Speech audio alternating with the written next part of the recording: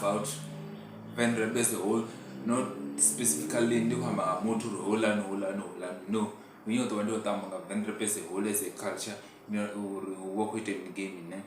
but mainly focusing on upon their streams. So, personally, me, my opinion, that I feel like upon Venrep, only 5%, if not this song but I feel like 5% or maybe 2.5% the artist upon event. This one is needs go on but from the streams because of if nanga check most of the artists and but when you go the ninga judges the artist from YouTube and the YouTube, if we are gonna be for real, YouTube ndio ni platform ya badala pesa when it comes to artists, when it comes to streaming, you understand what I'm saying? So that means we'll go and check out the streams like with Spotify, with Deezer, with iTunes. So because of this platform like with iTunes, there's always hard and go to the music or be so music Spotify. And then so when we require Spotify if you have a song and your song is less than 1,000 streams, that means your song is not getting paid. You understand what I'm saying? Record the monthly listeners. If now an artist and you have less than 10k monthly listeners, there's going to be a position here bad for you to get paid because of the more you have many monthly listeners, the more you are going to get paid. Even 10k, 10k, it's just that the bando we some wrong amount or the artist if in a 10k, but I feel like the common as the artist in Jesus has the more than 10k. But I feel like nobody any of our sharp artists or the rebel combo in Gavage go battle from Spotify or mini Spotify plan is 20k monthly listeners. One cherry it over 20k is because of if you have in a 20k, Jivaj could eat a artist they know even a track is more than 5. These are tracks is one of the who's on his nest that was very popular. Zim more than 100. It's not more than 100 streams. You understand what I'm saying? If artists there, now Spotify, now a couple people artists there in a track is 5 years of our zina less than 100 streams. Those are your artists. Even though niche maybe recent but my child maybe I should say $2 so I've been a little $2 as charity in Kongwana. So those could be the artist in Japan of and because this number of percent 2.5 or 5% artist happen on this one is never badly and digital streams in Kongwana is never comparison. And it's not like Ngabara could take as the artist or me. No, it's not what this effect. With one is go badly because the digital platforms there is no reason to jump on because of we are Spotify or Mutualis teachers a track it's very hard. But Wanji Bayaka YouTube but Skava download a track Baba no phone. Yes, near this one no out of 10 people upon an event. But Wanji Baba could download a track as teachers some hard. Bamba Umbera Bongo to Baba send as WhatsApp or me. Nikongan is never conversation. If Ranga Chikarari artists in the ZPUs needs and I was go buried up of them. Of course, one of the artists in there was a reality, obviously, because digital platform go buried. Of course, the welcome Gamtunga Mizo only and Mutrene, I feel like a vendor. Then Mutone, Akuana, tell the Inji. Besides, I feel like, yeah, Mizo, none negator Mizundi number 1. Then I feel like Mutra will any digital platform, yeah, but you come is the Ramsey.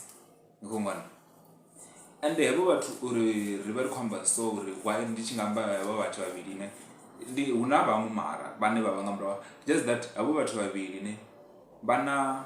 catalog ndapfu catalog yavo ndi ndapfu like it's been long vha khou release music and vha khou isa kha digital, especially Ramsey I feel like it seems like from way back from 2015 vha khou release music even though zwa zwithu but ndi kale tshi khou isa music wa kha zwithu zwa song khongwana even artist yonga GR Player ndi muṅwe muthu naye ene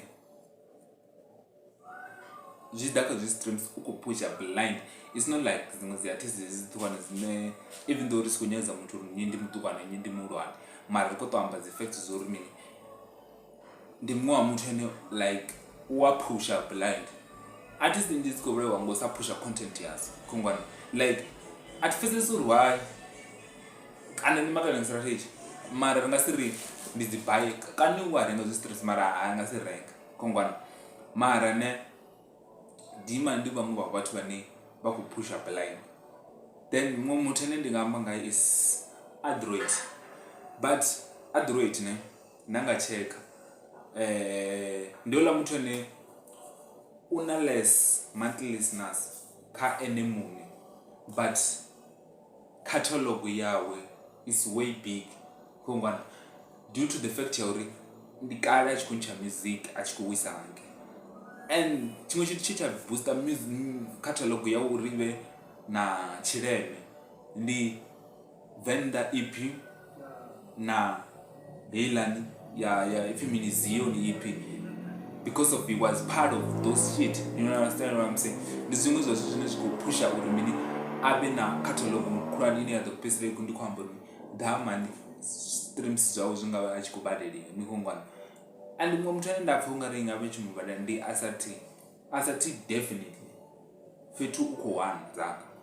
because of I feel like una uma is if I'm not mistaken ungaba na 20k monthly listeners and that shit is money nikhongwana mthini hapha no even just that nganke umwe yes if he was based on Joburg maybe khabo zwiso rather ana shit but ngori ndi hapha no even haizo zwithu tshelede nikhongwana zwine nda kwamba zwone so I feel like ndi muṅwe wa muthu ane naye uko pusha blind even Rachel Kill naye ndi muṅwe wa vhathu u khou wela kha list ya vhathu vhane ri khou vhamba uri havha vhathu zwi tshi ḓa kha dzi digital platform dzi khou vha badela a vha fani na vha vhaṅwe vhathu khongwana Rachel naye tshiṅwe tshithu tsha muthu ndi uri una catalog ndapfu khongwana and ndi kale a khou pusha khongwana and ndi uri mane and muzika wawe u unique a u fani na wa vhaṅwe vhathu khongwana zwine nda kwamba zwone so it is what it is. Vhathu vhanzhi hafha Venḓa ndi khou balelwa even na prefix naye ndi muṅwe wa muthu ane music like una catalog ndapfu khongwana ndi muṅwe wa muthu ane u khou wela kha vhathu vhane hafha Venḓa vha khou badeliwa prefix khongwana havha vhaṅwe i tshikelele yoṱhe ai ni songo sokou vhona muthu mini na mini hai if ho muthu angari ari u khou ita dzaka nga music that means u khou ita dzaka nga dzi bookings and ni a zwi ḓivha zwa even though angari u khou ita dzaka nga dzi bookings dza 500 most of the artists zinoni ne ziva dzi khou ita dzaka even those who khou ya kha dzi bookings most of them ne vha khou ya for free is chanda vhuya nikhongwana so at ḓivhi zuri hu khou tea uri hu itee mini uri vhathu fhafha no Venḓa ri fhedzisele ri khou kona no understand uri music like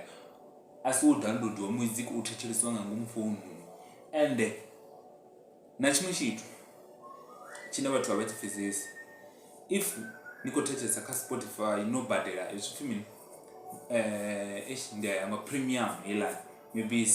kana ndi vhugai ndi hangwa nani bara ndi nayo yeyo 78 kana 60 zwezwo mara ne if navha ni khou thetshelesa muzika ni tshi khou badela premium ini zwi vha zwi khou ni vhea kha mafhungo avhuḓi uri heyo artist ine ni khou thetshelesa when it comes to I badeliwe zwavhuḓi ni khongwana because of you are not listening for free khongwana you are paying to listen for his music you understand what I'm saying so there's no other zwine that's why vhalupembe vhanzhi vha Venḓa ndi tshitori a vha khou wana tshelede through streams khongwana only 5% or less ndi vhone vhane vha khou wana money nga zwi streams so a ti ḓivhi zwo uri zwi fhedzisela zwi tshi khou luka u tshi khou vha na dzi artists dzine artist nje hapa nonivhenza dzichikuwana tshelede nga zvi streams mara artist nje hapa nonivhenza dzikuita tshelede nga dzi bookings, you know what I'm saying, amaria